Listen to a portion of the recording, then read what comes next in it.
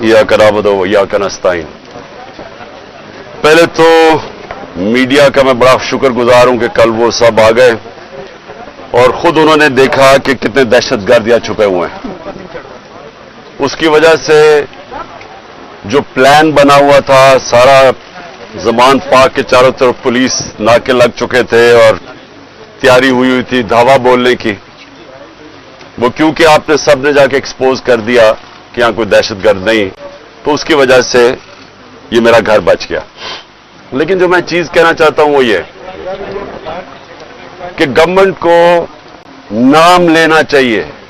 जब आप कहते हैं ना कि 40 दहशतगर्द, तो आपको तो पता होगा 40 दहशतगर्द, तो उनके कोई नाम तो बताएं, वो कौन है वो लोग। क्योंकि इसी तरह जो इनका प्लान था, मैं अभी आपको बता दूं, इन्होंने जिस तरह मेरे घर के ऊपर पहली दफा दावा बोला था, सारे घर को तोड़ फोड़ कर दी और ऊपर क्लैशनिकोव्स ले गए और छोड़ के जी क्लैशनिकोव्स मिली और पता नहीं कोई और कोई बोतलें भी दिखाई कि जी वो पेट्रोल बम थे।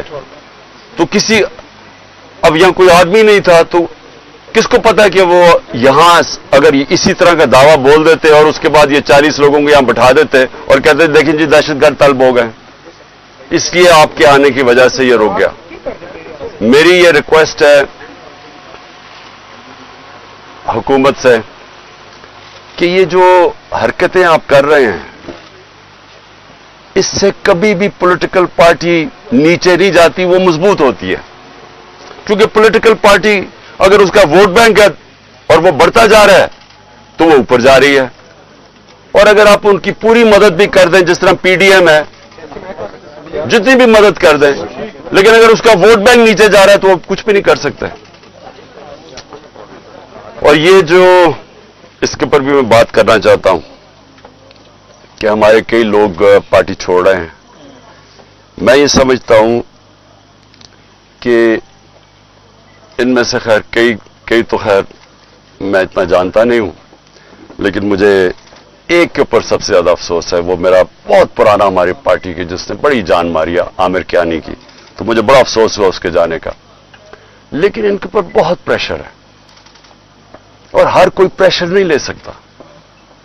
तो ये मैं अपने लोगों को भी कहता हूं कि उनको कोई बुरा भला ना कहे। जिस तरह का प्रेशर पड़ा हुआ है आज, इस मुल्क की तारीख में कभी लोगों के ऊपर ऐसा पॉलिटिशियन पे प्रेशर नहीं पड़ा। पकड़ के लोगों को जेलों में डाल रहे हैं, फैमिलीज घरों में घुस रहे हैं, औरतें हैं, फैमिलीज औरतें हैं वहां, उनको औरतों को साथ उठा के शेरिया अफरीदी और उसकी बीवी ले गए जेल में। ये कभी हुआ पाकिस्तान में? कभी कि किसी उमर उस्मान डार के घर में घुस के सारा घर तोड़ दिया और उसकी वालदा से जो उन्होंने किया, ये कभी इस मुल्क की तारीख में हुआ है? जो औरतों को, जो सीन्स आई हैं औरतों के बाल पकड़ रहे हैं, जिस तरह उनको घसीट रहे हैं, ये ना इस मुल्क में हुआ है और ना ये हमारा जो रवायतें हैं, जो हमारा दीन है, ये कोई इसकी चीज की इजाजत नहीं देता। और इस सब चीज के अंदर क्या चीज रह गई है कि जो लोग ये प्रेशर बर्दाश्त कर गए, मैं अपनी पार्टी के वो लोग जो प्रेशर बर्दाश्त कर गए हैं, कौम आपको हमेशा याद रखेगी, कौम आपको भूलेगी नहीं। कि मुझे पता है आपके ऊपर किस तरह के प्रेशर्स हैं और जिस तरह आप खड़े हैं, तो ना मैं आपको भूलूंगा ना ये कौम आपको भूलेगी। और मुझे ये भी मैं वाज़ेह कर दूं, क्योंकि ये इस तरह का प्रेशर शायद ही कभी किसी की पार्टी के लीडर के ऊपर या उसकी पार्टी के मेंबर्स के ऊपर डाला हो, जो इस वक्त हमारे ऊपर पूरा प्रेशर डाला जा रहा है। मैं सिर्फ एक चीज वाज़ेह करना चाहता हूं कि अगर मैं अकेला भी रह गया ना, अकेला, मैं तब भी हकीकी आजादी के लिए इस मुल्क के लिए खड़ा रहूंगा। क्योंकि ये कोई गलत फहमी में ना रहे कि इस प्रेशर की वजह से मैं शायद पीछे हट जाऊंगा। जिसके ऊपर 2 कातलाना हमले हो चुके हों, दूसरा जुडिशल कॉम्प्लेक्स के अंदर जो मेरे ऊपर इन्होंने पूरा कत्ल करने का प्लान बनाया हुआ था, जिसके ऊपर 2 हमले हो चुके हों और वो फिर भी पूरी तरह इस अपनी तहरीक के अंदर एक कदम पीछे ना हटे, तो उसको ये समझ आए कि वो पीछे नहीं हटेगा। और जो मैं फिर से कहता हूं कि जो आज मेरे साथ खड़े रह गए हैं, मैं तो अपनी बात नहीं करता, ये कौम आपको याद रखेगी, क्योंकि कौम को भी पता आप किस तरह के प्रेशर ले रहे हैं। और फिर इस सारी चीज के अंदर जो बात कोई कर नहीं रहा, और कभी भी किसी महज़ब माशरे में ऐसा नहीं होता कि 25 लोग अभी कंफर्म्ड 25 लोग शहीद हुए हैं, सबके किसी के पास कोई हथियार नहीं था, पुरअमन एहतजाज कर रहे थे और उनको सीधी गोलियां मारी गई हैं। 25 का हमें पता इसलिए क्योंकि हमें बाकी का पता इसलिए नहीं कि 7,500 वर्कर्स को पकड़ लिया, 7,500 तहरीक इंसाफ के कारकुनों को पकड़ा हुआ है, तो हमें पता ही नहीं है कि और कितने और शहीद हुए हैं। हमें इतना पता है कि तकरीबन 700 के करीब लोगों को इंजरीज हुई और वो गोलियों की इंजरीज ज्यादा हैं। तो बात तो आज ये करनी चाहिए कि क्या इसके ऊपर कोई कमीशन नहीं बैठनी चाहिए कि आपके मुल्क के शहरी हैं, जो भी है, एक आदमी कत्ल होता है तो उसके ऊपर तहकीकात होती है, तो पता तो चले कि ये हुआ क्या था।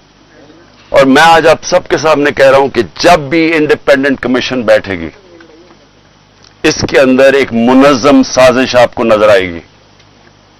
प्लान किया हुआ था सब कुछ, क्योंकि मुझे तो शुरू में पता ही नहीं, मैं तो जेल में था 4 दिन, मुझे तो ये नहीं पता कि हो क्या रहा था। तो मैं जब बाहर निकला जेल से, उन्होंने कहा जी तबाही हो गई, ये हो गया, घर जलाए गए, कोर कमांडर। मैं भी हैरान, ये हुआ क्या है, क्योंकि 27 साल में एक दफा बताओ कि कभी कोई इस तरह की जलाया घराव कुछ हुआ है 27 साल में।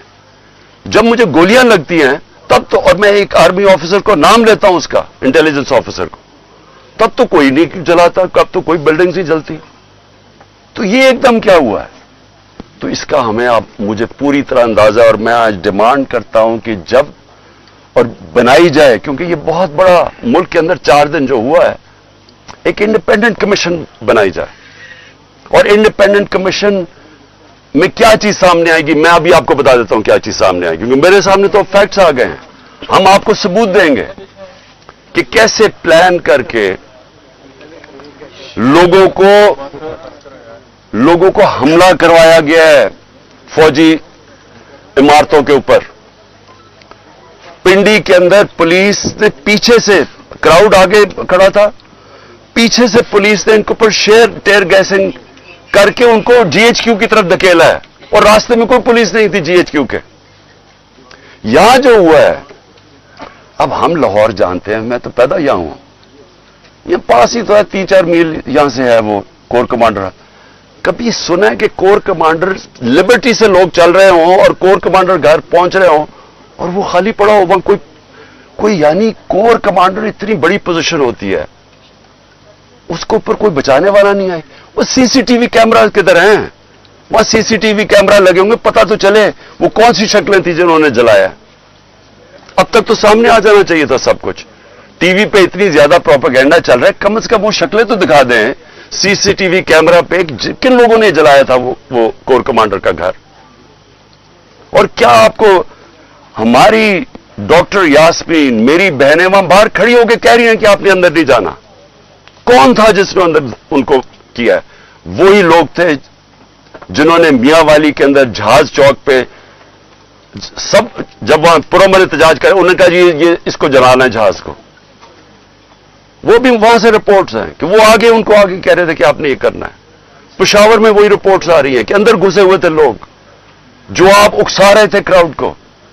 देखिए 27 साल में कभी किसी ने इस तरह की कोई हरकत नहीं की, तो एकदम ये जो सब कुछ हुआ है, तो इसके ऊपर